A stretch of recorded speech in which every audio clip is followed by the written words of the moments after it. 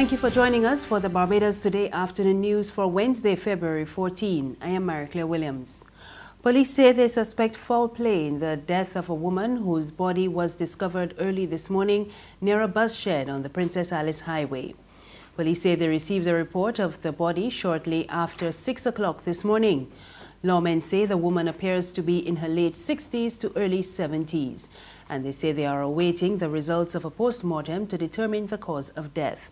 They are also asking anyone who can provide information to assist with their investigations to contact CID Central at 430-7190 or the police emergency number 211.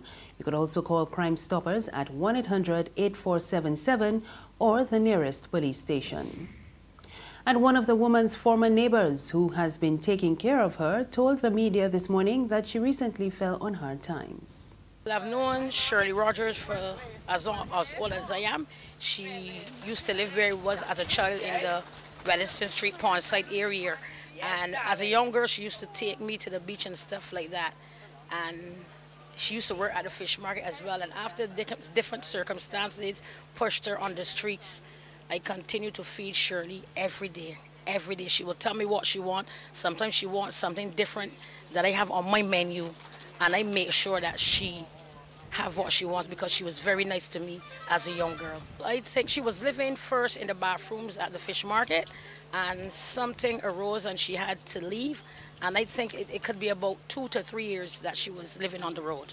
In other news this afternoon, former Prime Minister Owen Arthur says there is need for a short-term stimulus to help revive Barbados' ailing economy.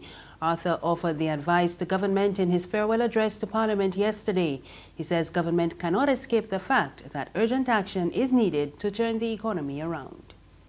I therefore say to the government, and the minister can speak to the matter when he winds up, if in fact we have reached a stage where we are utilizing our special drawing rights with the International Monetary Fund, because they can only be used by the central bank, then it would be better if we have a proper program with the fund and have the access to the $750 million that would enable us to right-size the economy. And I stress the point that there has to be a stimulus in the short term to stop the decline, to stabilize and to bring about growth, while we go about the medium and longer term matter of trying to transform the economy.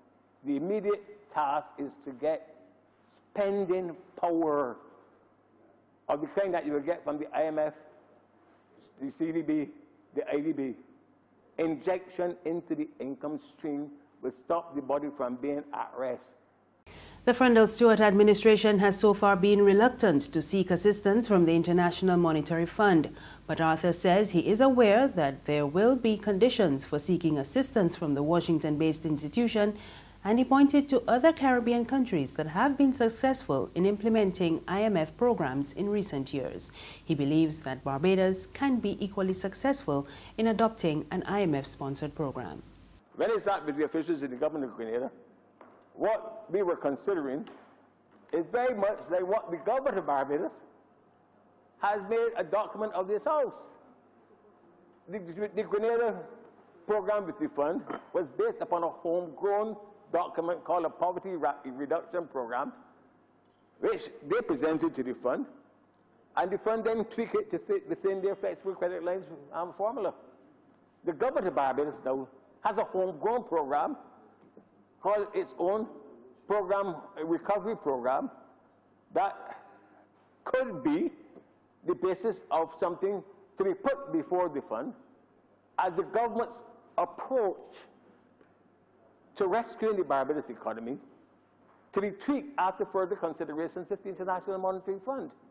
Public servants are being encouraged to take more responsibility for their performance on their job. Minister in the Office of the Prime Minister, Senator Darcy Boyce, issued the mandate this morning as he told the public servants that they are responsible for the direction in which the country takes. He was addressing the opening of a 3-day high-level review and planning seminar at the Lloyd Erskine Sandiford Centre. A part of your job in this workshop is to confront the reality of the Barbados public service. Confronting that reality must mean that you have got to measure what it is that you are achieving. And if you're going to measure what you are achieving, what are you going to measure it against? Have you set yourselves any standards by which you can say you are doing a good job or you're not doing nearly as well as you ought to do? I know people say that it is very difficult to measure the performance of in service industries, and especially hard to measure it in the public service. But we all agree on various outcomes that we will have our ministries deliver in the course of a year or some given period. And do we measure the actual outcomes that we have, that we achieve against those targets?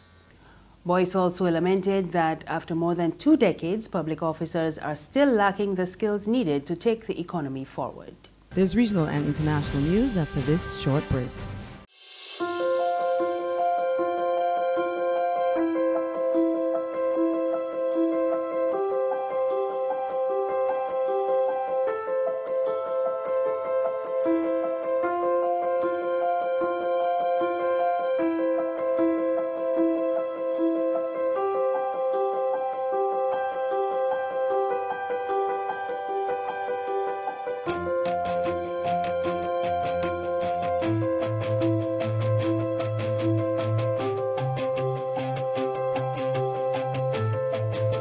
Barbados Today, news you can trust. In news from the region, the Speaker of the St. Lucia House of Assembly, Leonie Theodore John, says she is aware of rumors that government is pressuring her to step down.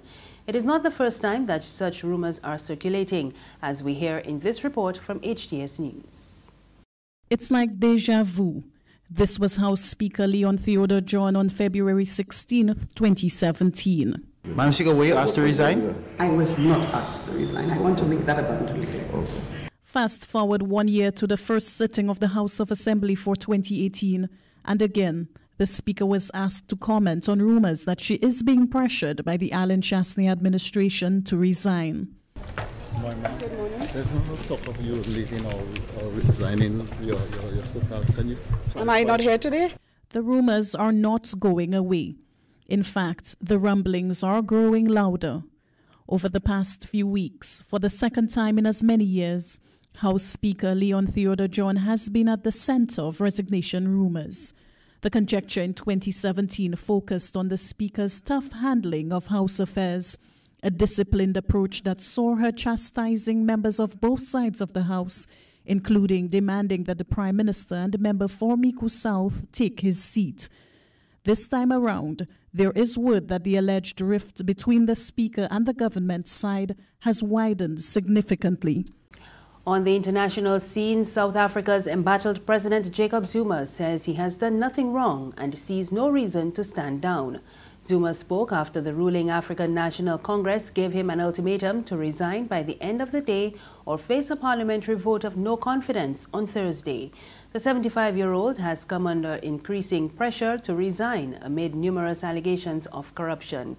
But he says the ANC has failed to explain why he has been recalled. In the process of the discussion, it was clear that people are saying Zuma must go. My problem was that it's not a new thing.